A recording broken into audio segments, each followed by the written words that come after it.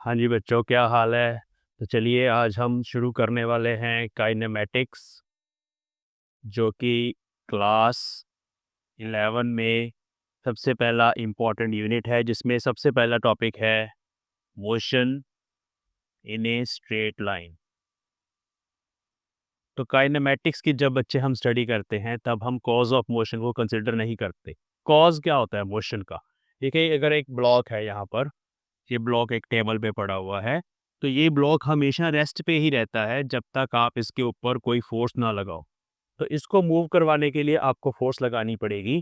तो फोर्स को जब हम कंसिडर करेंगे तब वो काइनेमेटिक्स में नहीं आएगा, वो डायनामिक्स में आएगा। इस चैप्टर में हम बिना फोर्स को, बिना एक्सेलरेशन को फाइंड किए बिना मोशन को स्टडी करेंगे। मतलब कि जो प्रॉब्लम्स हमें गिवन होगी उसमें एक्सेलरेशन पहले से ही दिया होगा, या फोर्स दे रखी होगी और मास दे रखा होगा। तो हम F is equal to m a equation use करके हम यहाँ से एक्सेलरेशन F/m फाइंड कर सकते हैं। तो काइनेमेटिक्स की जब हम स्टडी करेंगे तो हम कॉज ऑफ मोशन यानी कि फोर्स को फाइंड नहीं करते। फोर्स हमें पहले से दे रखी होती है। It is always given. Force या एक्सेलरेशन इज ऑलवेज गिवन, ठीक है, काइनेमेटिक्स के अंदर। तो इस चैप्टर में हम कन्फाइंड रहेंगे स्ट्रेट लाइन मोशन के अंदर। वैसे अगर आप इन जनरल मोशन की बात करो तो मोशन कितने तरह का हो सकता है। देखिए, मोशन को हम 3 कैटेगरीज में डिवाइड कर सकते हैं। सबसे पहले हमारे पास आता है motion in a straight line. तो स्ट्रेट लाइन में क्या होता है कि एक ऑब्जेक्ट है, मान लो ये एक पार्टिकल है, कोई कार हो सकती है, कोई साइकिल हो सकता है। तो अगर ये हमेशा एक सीधी रेखा में चले, चाहे वो रेखा इस डायरेक्शन में है, इसको हम एक्स एक्सिस बोल देते हैं जनरली, राइट हैंड साइड को, चाहे वो इस तरफ जा रहा है, इसको हम वाई एक्सिस बोल देते हैं, चाहे वो इस ब्लैक बोर्ड से बाहर आ रहा है, इसको हम जेड एक्सिस बोल देते हैं। जेड एक्सिस ऐसे बनाया जाता है। तो ऑब्जेक्ट या पार्टिकल हमेशा सीधी रेखा में ही चलता है। अब इसका ये मतलब नहीं है कि ये सिर्फ एक्स वाई या जेड की तरफ ही जा सकता है, इसका ये मतलब नहीं है। ये स्पेस के अंदर भी जा सकता है लेकिन चलेगा सीधी रेखा में। जैसे कि ये स्केच है मेरे हाथ में, तो मैंने बोला ये स्पेस के अंदर भी जा सकता है लेकिन सीधा जा रहा है ऐसे। तो अभी जब ये ऐसे स्पेस के अंदर जाएगा तब इसके, अगर हम x y z coordinates find करेंगे तो तीनों चेंज होंगे कोऑर्डिनेट्स। बट अगर मैं एक्स एक्सिस इस डायरेक्शन में मान मान लूँ तो फिर इसका एक ही कोऑर्डिनेट चेंज होगा। तो जब ऑब्जेक्ट सीधी रेखा में चलता है, स्ट्रेट लाइन में चलता है, तब उसका सिर्फ एक ही कोऑर्डिनेट चेंज होता है। हम एक्सिस को ही उस डायरेक्शन में रोटेट कर लेते हैं, उधर ही मान लेते हैं एक्स एक्सिस, प्रॉब्लम को सिंप्लीफाई करने के लिए। तो उसको बोला जाता है motion in a straight line.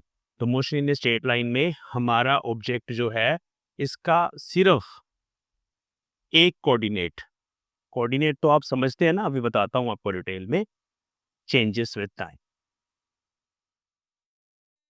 ठीक है, one coordinate changes with time. अब हम 2D मोशन की अगर बात करें, जिसको हम बोलते हैं मोशन इन ए प्लेन, ये हमारा अगला चैप्टर है, motion in a plane. Plane वाले मोशन में ऑब्जेक्ट के दो कोऑर्डिनेट चेंज होते हैं, एक्स कोऑर्डिनेट और वाई कोऑर्डिनेट। इसकी एग्जांपल है, आपने देखा कि ग्राउंड में बच्चे खेल रहे हैं, कंडीशन ये है कि वो जंप नहीं कर रहे, वो हवा में उछल नहीं रहे, वो सिर्फ ग्राउंड में भाग रहे हैं। तो अगर मेरे पास एक ग्राउंड है, ये ग्राउंड है जिसका टॉप व्यू है, ये हम ड्रोन की हेल्प से ऊपर से देख रहे हैं ग्राउंड को, और यहाँ कुछ छोटे छोटे बच्चे हैं, ये उनके सिर हैं जो मुझे नज़र आ रहे हैं। और ये बच्चा इधर भागा, फिर इधर गया, फिर इधर गया, फिर भागा, ये वाला बच्चा सीधा इधर भागा, तो स्ट्रेट लाइन हो गया। लेकिन अगर ये बच्चा सर्कल में घूम रहा है ऐसे, तो उस केस में और इस आर्बिट्रेरी से पाथ के केस में इसके दो coordinates, x y coordinate change होंगे। हम कहीं पे ओरिजिन मान लेंगे, इधर हम एक्स एक्सिस मान लेंगे, इधर हम वाई एक्सिस मान लेंगे। और अगर आप इस बच्चे की पोजीशन को आइडेंटिफाई करेंगे तो आपको दो कोऑर्डिनेट चाहिए, और वो दोनों कोऑर्डिनेट टाइम के साथ चेंज हो रहे होंगे, तो वो बनेगा motion in a plane, 2D motion. और मोशन इन ए प्लेन में एक और इम्पॉर्टेंट चीज़ है, इसमें प्रोजेक्टाइल मोशन, इसकी जो एग्जाम्पल है, ये पूरा का पूरा टॉपिक एक चैप्टर की फॉर्म में आपके काइनेमेटिक्स में आता है। प्रोजेक्टाइल बेसिकली होता है जब आप कैच कैच खेलते हो, क्रिकेट खेलते हो, या आप एक बो से एरो को बो करते हो, तो उस केस में हमेशा ऑब्जेक्ट के 2 कोऑर्डिनेट चेंज हो रहे होते हैं, जिस केस में इस तरह की कुछ ट्रैजेक्टरी बनती है। मान लो यहाँ एक बच्चा है, उसने अपनी बॉल इस बच्चे को पकड़ानी है ग्राउंड के ऊपर। अब आपको लगेगा कि ये मोशन एक प्लेन के अंदर कैसे है? ये तो हवा में है। देखिए, ऐसे बॉल पकड़ाई, इसने यहाँ पे कैच कर ली, ठीक है? आपको लगेगा सर ये तो स्पेस के अंदर हो रहा है, ये तो हवा के अंदर हो रहा है। नहीं, इस बॉल का मोशन इस बोर्ड के प्लेन के ऊपर ही कन्फाइंड है। सामने से देख रहे हैं, ये एक बोर्ड का प्लेन है, इस व्हाइट बोर्ड के प्लेन की मैं बात कर रहा हूँ। ये बॉल हमेशा इस प्लेन के अंदर ही रहेगी। ऐसे जाते-जाते ऐसे बॉल जा रही है, इसी प्लेन में रहेगी। हाँ, प्रोवाइडेड कि बहुत तेज़ हवा चल रही है इस डायरेक्शन में। आपने बॉल फेंकी और हवा चलने के कारण वो बॉल इधर डेविएट हो गई। वो मोशन इन ए प्लेन नहीं होगा, वो स्पेस वाला मोशन बन जाएगा। लेकिन जब तक ये एक ही प्लेन में रहेगी, कुछ कंडीशंस हम वहाँ पे मानते हैं कि हवा नहीं चल रही, एयर रेजिस्टेंस को हम नेग्लेक्ट करते हैं, तब इस बॉल के मोशन को प्रोजेक्टाइल मोशन बोला जाता है, जिसको हम 2D मोशन भी बोलते हैं, मोशन इन ए प्लेन। ये दूसरे तरह का मोशन है। और तीसरे तरह का मोशन होता है मोशन इन स्पेस, जिसको हम 3D मोशन भी बोलते हैं, 3D मोशन। तो 3D मोशन के अंदर क्या होता है? ऑब्जेक्ट के तीनों कोऑर्डिनेट चेंज होते हैं। मान लो ये जो मार्कर है, ये एक छोटी-सी मक्खी है या मच्छर है, ठीक है? एक इंसेक्ट है। तो ये हवा में किसी भी डायरेक्शन में उड़ सकता है, ऐसे भी आ सकता है, इधर भी जा सकता है, किसी भी डायरेक्शन में उड़ सकता है वो, ठीक है? तो इस सिचुएशन में उस मच्छर के तीनों coordinates x, y, z change होते हैं। अभी जो एक्स, वाई, ज़ेड कोऑर्डिनेट्स होते हैं, ये क्या चीज़ हैं? कैसे हम इनको डिफाइन करते हैं? थोड़ा इसके बारे में बात करेंगे, फिर मोशन को आगे समझेंगे। तो जब भी हमें किसी भी ऑब्जेक्ट का मोशन स्टडी करना होता है, जैसे कि हम काइनेमैटिक्स में करते हैं, तो हमें एक रेफरेंस फ्रेम कंसीडर करना पड़ता है। रेफरेंस फ्रेम बेसिकली एक कोऑर्डिनेट सिस्टम होता है, जिसके 3 म्यूचुअली परपेंडिकुलर एक्सिस होते हैं। 3 म्यूचुअली परपेंडिकुलर एक्सिस। जैसे आप कमरे में बैठे अभी ये वीडियो देख रहे हैं, तो आपके कमरे के जो एजेस हैं, 12 एजेस होंगे कमरे के, और वहाँ पर अगर आप एक कॉर्नर को देखेंगे अपने रूम के अंदर, तो उस कॉर्नर पर आप ओरिजिन को कंसीडर कर सकते हैं। इस ओरिजिन के विद रिस्पेक्ट टू किसी एक एज को आप एक्स एक्सिस मान सकते हैं, उसके परपेंडिकुलर वाले एज को हम वाई एक्सिस मान लेते हैं, और इन दोनों के परपेंडिकुलर वाला एज ऐसे बाहर आएगा बोर्ड से, लेकिन मैंने ऐसे बनाया है, इसको हम जेड एक्सिस मान लेते हैं। तो ये 3 म्यूचुअली परपेंडिकुलर एक्सिस होते हैं, लेकिन ये एक राइट हैंडेड सिस्टम होता है। राइट हैंडेड सिस्टम, इसका मतलब ये है कि अगर आप एक्स एक्सिस से वाई की तरफ अपनी राइट हैंड की फिंगर्स को घुमाएंगे ऐसे, तो आपका थंब हमेशा जेड की तरफ आना चाहिए, ठीक है? X, y, z. और अगर आप वाई से जेड की तरफ फिंगर्स को ऐसे घुमाएंगे, तो आपका थंब हमेशा तीसरे एक्सिस एक्स एक्सिस की तरफ जाना चाहिए। तो इस तरह के एक रेफरेंस फ्रेम को हम कोऑर्डिनेट सिस्टम बोल देते हैं, या कोऑर्डिनेट सिस्टम को हम रेफरेंस फ्रेम बोल देते हैं। अब रेफरेंस क्या होती है भाई? रेफरेंस होती है भी जिसके विद रिस्पेक्ट टू आप किसी दूसरी चीज़ को स्पेसिफाई करते हो। जैसे आपकी क्लास में एक रेफरेंस होगी, एक बच्चा जो बहुत बहुत ज़्यादा इंटेलिजेंट है, जिसके बहुत ज़्यादा मार्क्स आते हैं, तो वो एक रेफरेंस सेट कर देता है, और बाकी सारे बच्चे उसके साथ कम्पीट करते हैं। तो मतलब जब भी हम चीज़ों को स्टडी करते हैं, हमें एक रेफरेंस माननी पड़ती है। तो इस केस में ये वो जो रेफरेंस पॉइंट है, वो ओरिजिन होता है, और ये पूरा कोऑर्डिनेट सिस्टम। आपके केस में ये जो रूम है सारा का सारा, वो एक रेफरेंस फ्रेम है। अब उस रूम के अंदर अगर आप पंखे की पोजीशन को बताना चाहते हो, तो वो एक पॉइंट होगा। अगर आप किसी मच्छर की किसी टाइम टी पर पोजीशन फाइंड करना चाहते हो, तो वो उसके कोऑर्डिनेट से पता चलेगा। कैसे पता चलता है? मान लो यहाँ पर इस रूम के अंदर यहाँ पर एक पॉइंट लगा दिया मैंने, पी पॉइंट। ये कुछ भी हो सकता है, एक छोटा सा मच्छर हो सकता है, मक्खी हो सकती है, पंखा हो सकता है, मोबाइल फोन हो सकता है, एनीथिंग, ठीक है? अब हम इसके कोऑर्डिनेट्स को फाइंड करने के लिए एक एक्सिस, एक्स एक्सिस पर एक परपेंडिकुलर फेंकते हैं, जहाँ पे वो कट करता है वो एक्स एक्सिस बन जाता है। ऐसे ही एक वाई एक्सिस पर परपेंडिकुलर फेंकते हैं, जहाँ पे कट करता है वो वाई कोऑर्डिनेट बन जाता है।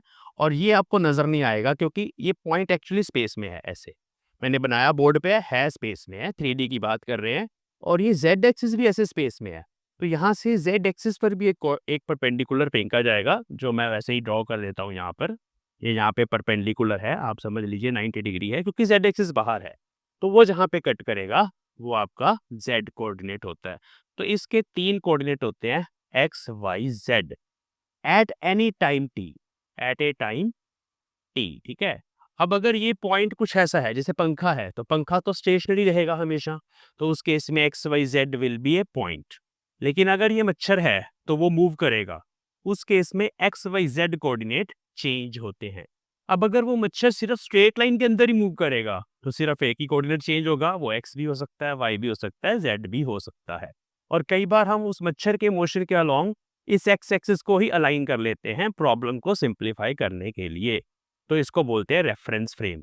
तो हमेशा एक रेफरेंस फ्रेम कंसिडर करना पड़ता है। और इस चैप्टर के अंदर हमारा जो रेफरेंस फ्रेम होगा उसके विद रिस्पेक्ट टू किसी भी ऑब्जेक्ट का जब हम मोशन स्टडी करेंगे, फॉर एग्जांपल ये कार है या हमारे पास एक स्कूटर है, तो बड़े बड़े ऑब्जेक्ट्स हैं, देखने में बड़े बड़े लगते हैं, बट हम इनको मान के चलेंगे पॉइंट ऑब्जेक्ट्स। हम हमेशा इस पूरे ऑब्जेक्ट को एक पॉइंट के साथ रिप्लेस कर देंगे, छोटे से पॉइंट के साथ। लेकिन ये तभी कर सकते हैं जब इसके द्वारा कवर किया गया डिस्प्लेसमेंट काफ़ी बड़ा होगा, डिस्टेंस काफ़ी बड़ा होगा इसके अपने साइज से, तब आप इसको बोलते हो पॉइंट ऑब्जेक्ट।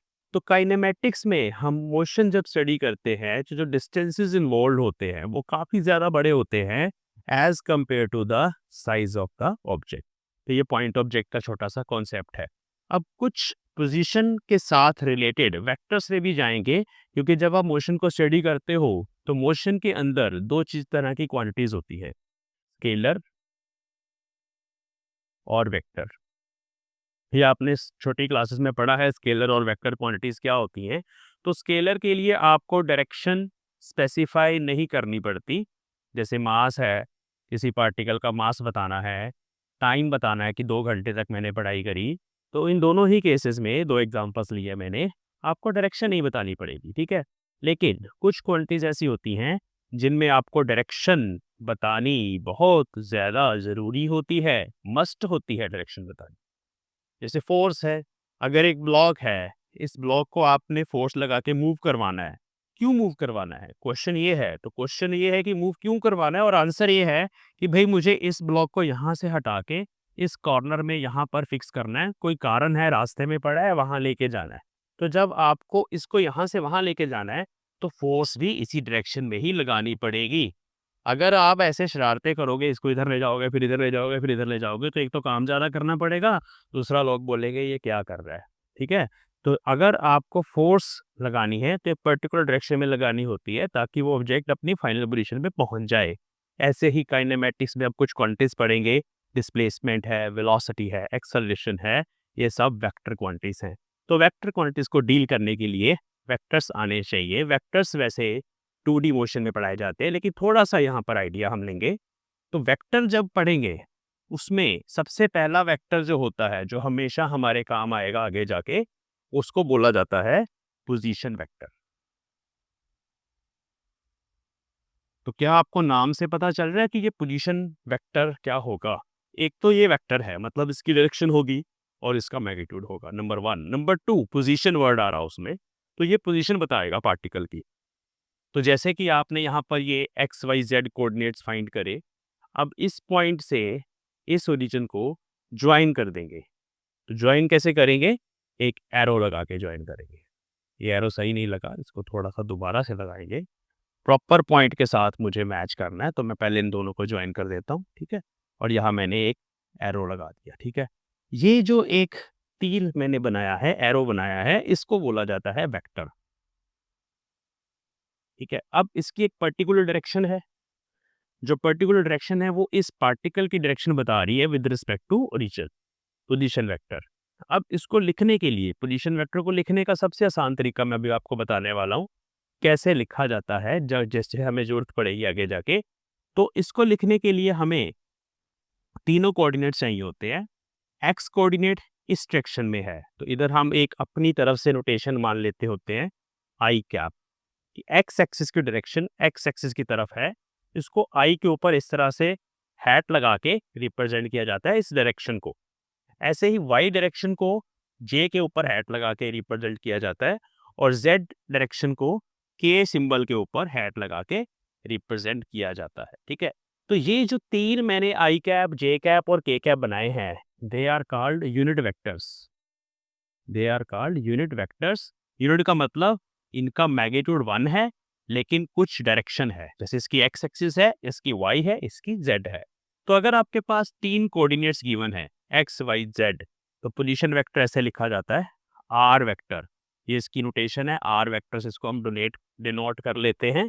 और r vector is x i cap plus y j cap plus z k cap. This is called position vector of the particle. अब अगर कोऑर्डिनेट्स आपके पास हैं, मान लो x की वैल्यू थी 2, y की 4 और z की -3, तो हम इसमें पुट कर देंगे, तो बनेगा 2i cap plus 4j cap -3 के कैप। लेकिन मीटर लगाएंगे इस आगे, क्योंकि ये एक पोजीशन वेक्टर है, पार्टिकल की पोजीशन मीटर्स में हमें पता चल रही है। ऐसे यूनिट में मैंने लगा दिया, सेंटीमीटर भी हो सकता है, किलोमीटर भी हो सकता है। तो इस तरह से पोजीशन वेक्टर लिखा जाता है, जो पार्टिकल की पोजीशन को बताएगा। अब इसका मतलब क्या है भाई? इसका मतलब है कि ये पार्टिकल, ये वाला पार्टिकल कुछ इस तरह के पॉइंट पे है, जिसका अगर अगर उस पॉइंट तक पहुंचना है तो आपको 2 मीटर एक्स एक्सिस की तरफ चलना पड़ेगा, 4 मीटर आपको वाई की तरफ चलना पड़ेगा और -3 मीटर अंदर जेड की तरफ आपको चलना पड़ेगा, तो आप उस पॉइंट पर पहुंच जाओगे। ये इस एक्सप्रेशन का मतलब होता है। मतलब एक्स कोऑर्डिनेट जो है वो बताता है कि एक्स मीटर आपको इधर चलना है, वाई मीटर आपको इधर चलना है और जेड मीटर आपको जेड एक्सिस की तरफ चलना है, तो आपको वो पॉइंट मिल जाएगा। अब इसको एक्स वाई जेड कोऑर्डिनेट्स को, बड़ा इंपॉर्टेंट नाम है, याद रखना, कार्टेशियन कोऑर्डिनेट्स बोलते हैं।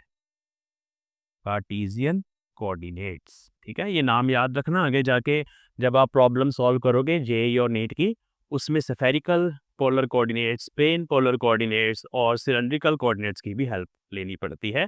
अभी हम इस पूरे चैप्टर में कार्टेशियन कोऑर्डिनेट्स पर ही कन्फाइंड रहेंगे। तो ये पहला वेक्टर आपने सीखा, पोजीशन वेक्टर। अब मान लो, जैसे मैंने आपको बताया था कि ये पार्टिकल एक मच्छर है, एक मक्खी है, एक इंसेक्ट है, तो फिर ये उड़ेगा हवा में, तो उड़ के कहीं और पहुंच जाएगा। तो मान लो अब यहाँ पर इसके कोऑर्डिनेट्स बन गए x dash, y dash and z dash. अब नए कोऑर्डिनेट हो जाएंगे, नई जगह पे चला गया वो। तो अब इसका पोजीशन वेक्टर भी चेंज होगा। पहले ये इसका पोजीशन वेक्टर बना रहे थे ओरिजिन से, इस पोजीशन वेक्टर को अब हम R1 बोल देते हैं। जो पहले वाला पोजीशन वेक्टर था उसको हम R1 बोल देते हैं। लेकिन अब जो नई पोजीशन है इसकी, वो ये है। तो अब यहाँ से शुरू करेंगे और इस पॉइंट के साथ अटैच कर देंगे इसको। अब बन गया ये R2 वेक्टर, ये नई पोजीशन है इसकी, ठीक है। चलो, अब ये नई पोजीशन जो है R2 वेक्टर, उसको लिख लेते हैं। तो ये हमारा बन गया R1। इस नीचे वाले को अभी हम डिलीट कर देते हैं, ये मैंने समझाने के लिए कोऑर्डिनेट्स लिए थे। अब हम ले लेते हैं दूसरा वेक्टर R2।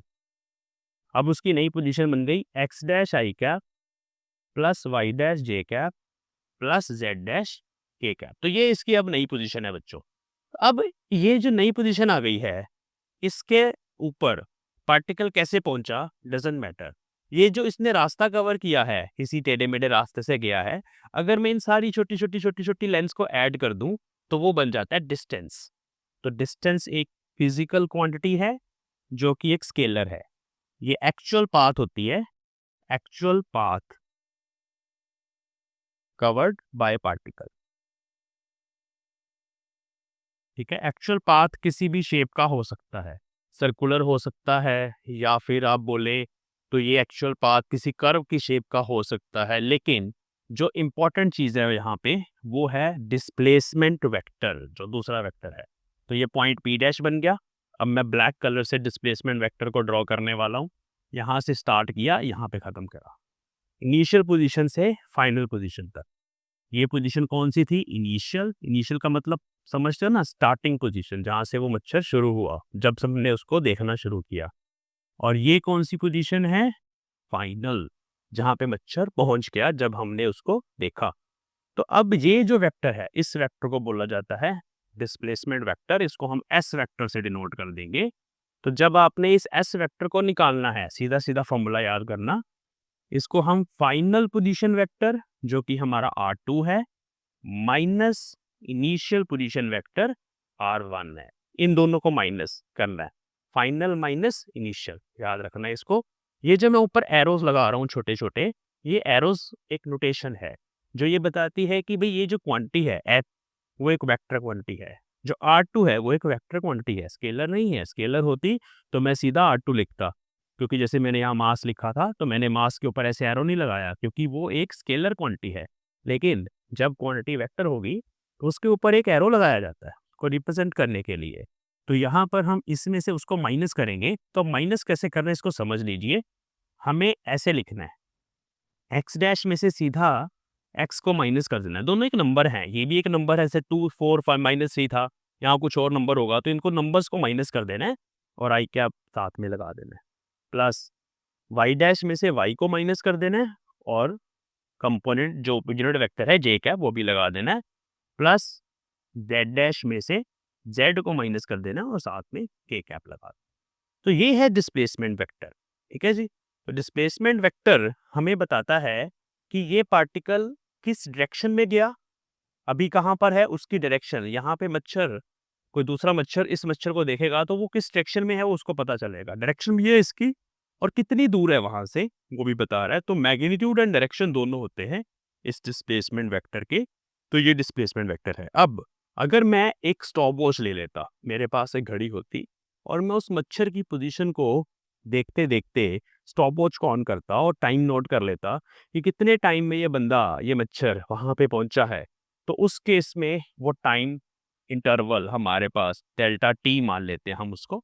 तो वो डेल्टा टी टाइम इंटरवल है the time taken by particle to reach, time taken to reach p dash, ठीक है, फ्रॉम पी। तो वो टाइम अगर मैं देख लेता तो फिर हम अगर एस वेक्टर से डेल्टा टी को डिवाइड कर देते तो वो बन जाती एवरेज वेलोसिटी, ठीक है, ये एवरेज वेलोसिटी है। या अगर ये यूनिफॉर्म मोशन होता तो फिर सिंपली वेलोसिटी, उसके बारे में हम बाद में बात करेंगे नेक्स्ट वीडियो में कि यूनिफॉर्म और यूनिफॉर्मली एक्सेलरेटेड मोशन क्या होते हैं, कैसे डिफाइन करते हैं वेलोसिटी को, स्पीड को और एवरेज वेलोसिटी को, और कैसे फाइंड करते हैं फ्रॉम द एक्सप्रेशंस। तो ये एवरेज वेलोसिटी होती है। Total displacement upon total time taken is average velocity of the particle. It is also a vector quantity, ठीक है। देखो जब एक वेक्टर को स्केलर से डिवाइड करो ना तो हमेशा एक वेक्टर आता है। और जो डिस्प्लेसमेंट था, जो अभी हमने वहां पे लिखा था डिस्प्लेसमेंट, जिसको मैंने एस वेक्टर से डिनोट किया, ये एक वेक्टर क्वांटिटी है, ठीक है। तो ये होता क्या है displacement, it is final position minus initial position vector, ऐसे बोल सकते हैं। और it is the actual displacement, the shortest path covered by the particle in a particular direction, that is called displacement। तो ये shortest path है, straight line path is always shortest path। तो एक particular direction में कितना shortest distance है दोनों में, उसको displacement बोला जाता है। तो ये कुछ बेसिक चीज़ें आज मैंने काइनेमेटिक्स की आपको बताई हैं। नेक्स्ट वीडियो में हम कुछ क्वालिटीज़ को डिफाइन करेंगे और साथ साथ कुछ प्रॉब्लम्स करेंगे और कॉन्सेप्ट को समझेंगे। तो we will meet in the next video. Thank you.